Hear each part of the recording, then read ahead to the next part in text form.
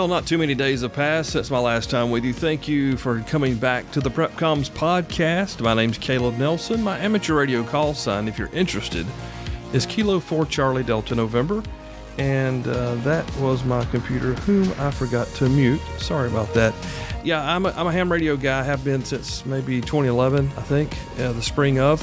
Before that was a CB radio guy. Before that, shortwave listener. Just kind of roll it all in together. I am a communications nerd at my very core. And some people say it's actually a geek, and some others call it a nerd.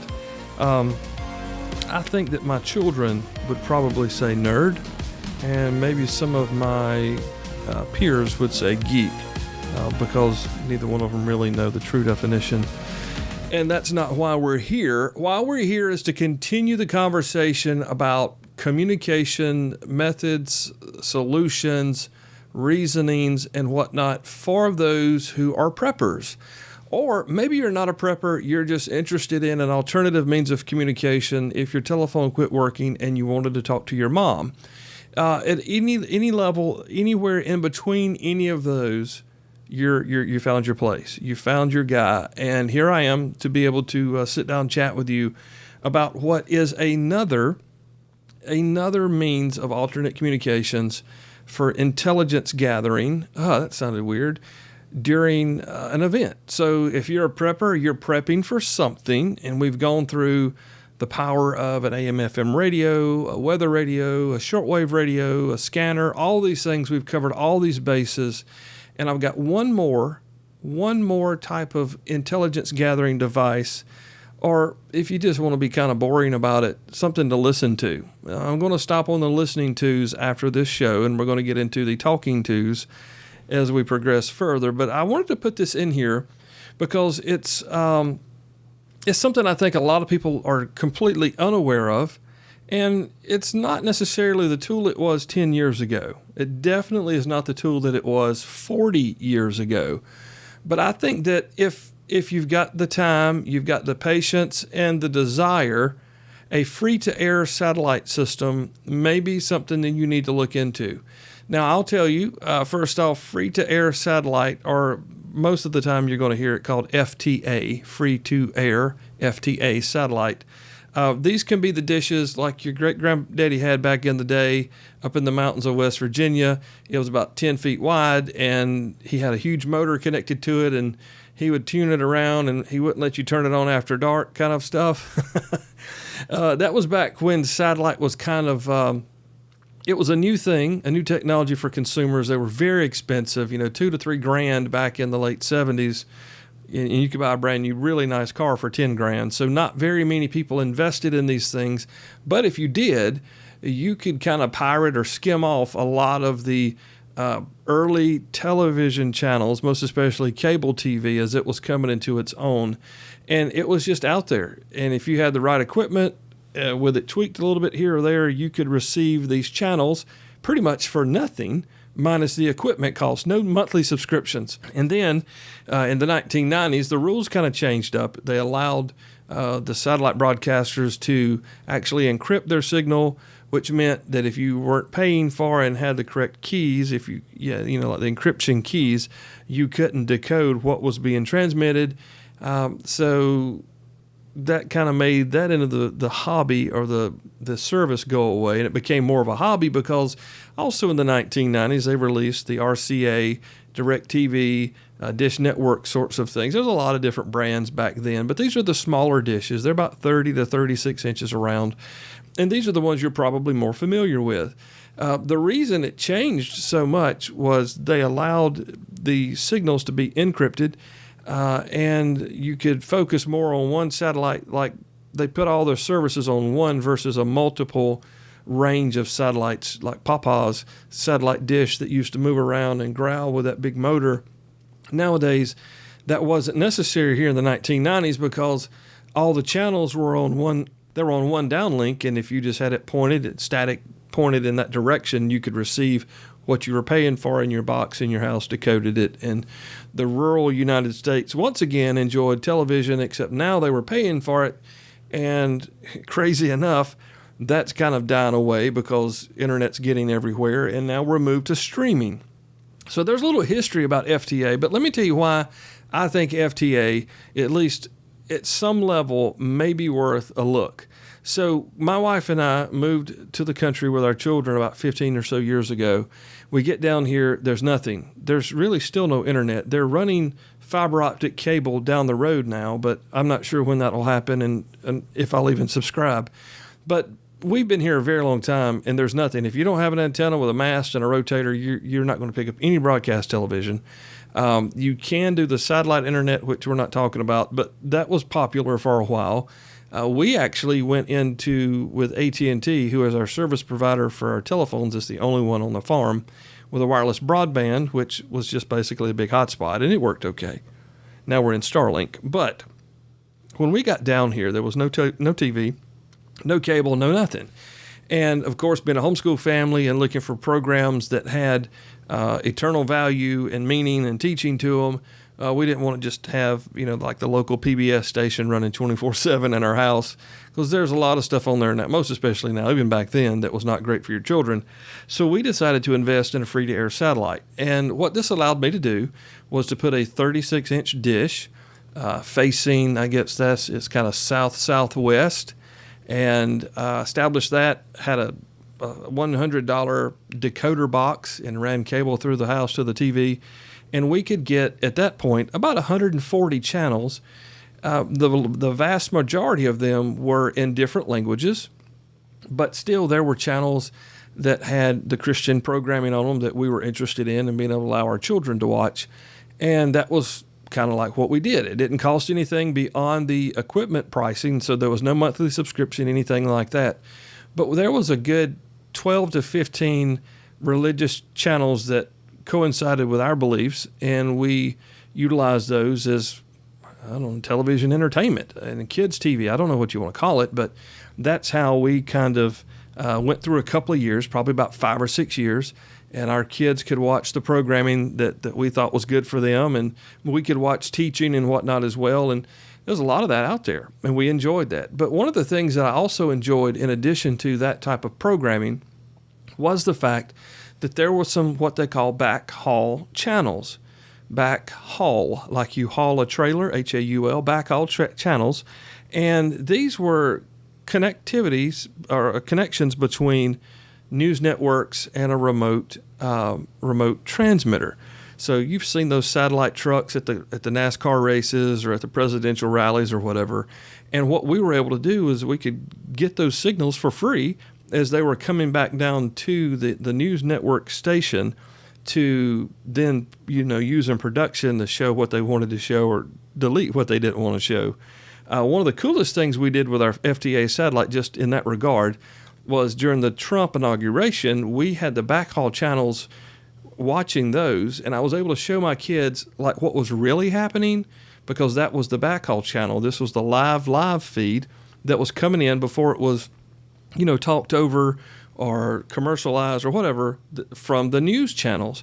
So what I did was I turned on the backhaul channel, and you could see the inauguration happening just like that, where no one was speaking over a speaker, any of that stuff. And then I would flip over to a national television station, a regular TV channel, and show them, see how it's been manipulated, see how they're not allowing that person to speak, or they're talking over that person, or it was a great history lesson in propaganda for my kids. Let me just leave it there.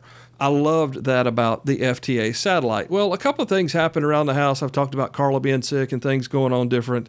And the FTA satellite kind of just went the way of the dodo.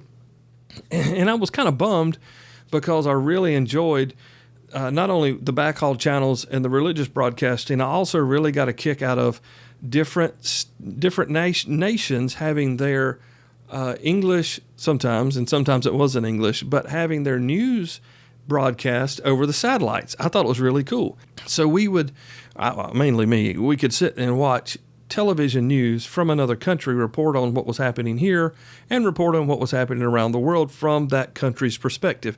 Now that might sound exactly like how I described shortwave radio, and really that's exactly what I'm describing. It's an alternative view against the propagandized information that you may be getting no matter which country you're living in, no matter which side of the argument you're on. So FTA, in my opinion, was great for that about 10 years ago. Now, what happened is a lot of the channels now, 10 years later, have gotten away from that, and they're just using the internet, point to point, using fiber and all these things. So a lot of the channels, even on the one channel on the satellite we had, was 100 plus channels. I went on the other day, got it working. There was like 7 channels, 7 channels. And before we had hundreds of channels.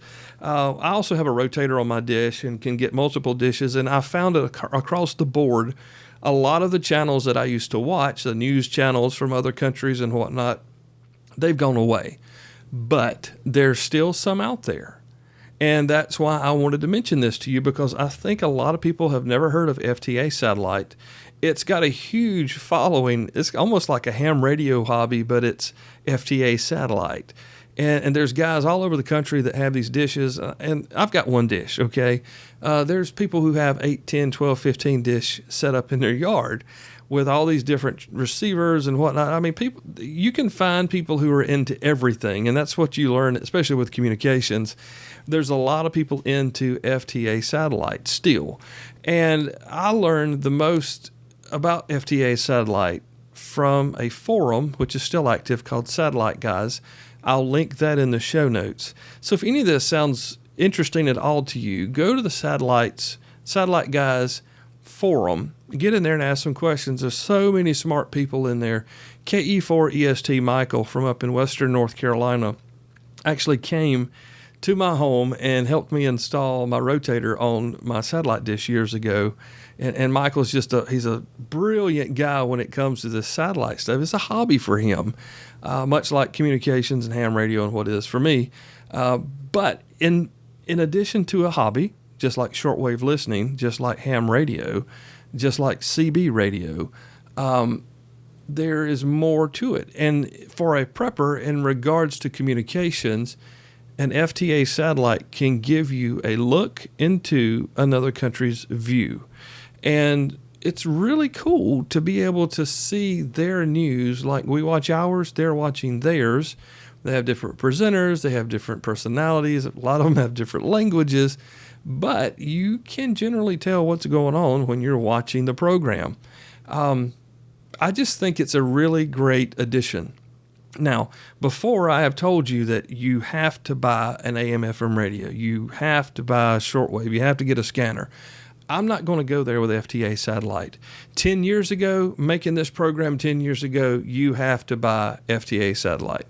Today, the way it's changed, it's gotten less effective in regards to the information you can gather now, but it's still effective enough for me to mention it in the program and possibly whet your appetite for something a little different that's pretty inexpensive to get into. Honestly, the decoder is about $100, the dish is about $100, and you need some cable to run between them. That's really all it takes. If you want to add a motor to pick up multiple satellites, you may be at another $100. But for less than $300 or $400, you can get into this. You can watch the television news from anywhere in the world. And I know, I can do that on the internet. You sure can, as long as the internet is working. Just want to remind you, if you watch some of these movies that are filmed overseas, especially third world type backgrounds in films, you'll notice every house has a satellite on it. And the reason being is because a lot of nations have their own satellites that produce their own signals that carry their own nationalized news and television programming. So if you're interested in that, if you like television, if you're into things of that nature, maybe you still have a VCR. I do, by the way. You may really, really dig FTA Satellite. Free-to-air satellite. Again, it doesn't cost you anything to watch these programs as long as you have the ability to receive the programs. And then, there's some equipment required for that. I'll put some links in the show notes with some trusted sellers of equipment. I've bought stuff from Amazon and eBay before for all of my stuff. There's a couple of dealers, maybe 1 or 2 dealers left that you can deal with that I would recommend. And I'll put all that in the show notes. Again, this isn't like a bank breaking kind of you have to have this, but I didn't want to not mention it to you because there's a lot of information out there. There's news, there's backhaul feeds on satellites, and that's just, that can be like a news reporter. It can be a weather thing. It can be conflict in another country. There's a lot of information you can gather. It's not as easy as turning a shortwave radio on, and there is some equipment expense and some labor to get that installed. But, I mean, if you're kind of geeky, you may really dig it. It's called free-to-air satellite, and it is really still a very valid means of information collection. And again, if you're preparing for an event, you want all the information you can get. So if your DSL, will we have those anymore? If your charter pipeline goes down, or your T-Mobile hotspot quits, and you can't get information because of stuff like that, you know, if you've got a free-to-air satellite, unless they just put a big, they shoot the satellites down, or they just, scramble it all, you can still get some information. And again, that's why I wanted to bring it to your attention in this program. It's not a 100% need anymore, but if you're interested in what's going on around the world from a different perspective, from a depropagandized view, at least from our Western outlook, FTA Satellite's a lot of fun. So check the show notes. Again, there's a lot out there, just like shortwave radio. It's not what it used to be, but there's still plenty out there that may make it worth your while. And I just wanted to share that with you. I didn't want to let this chance get by and then miss it down the road. So thank you again for listening. This is the PrepComs podcast. My wife and I and family, we have a water filter business, the British Birkfeld Berkey type water filters. We sell those here in South Carolina. We stock, we ship all over the country. We'd love to have your business if you need some water filters. If you're into what we're doing here, check out our store as well at prepcoms.com. We've got merch and whatnot regarding this. We've got radios and things that we can help you with. If you need one-to-one consults, we do those too. Here's the thing. I'm not trying to create amateur radio operators everywhere, but I am trying to help preppers understand that it takes more than just buying things on Amazon to be prepared in regards to communications. That's the whole crux of this program, to get you and your communications programmed together, get them working together, create a system for what happens down the road, and for you to be able to communicate. All right? Thank you again for listening. God bless you. 73, y'all. We'll catch you next time.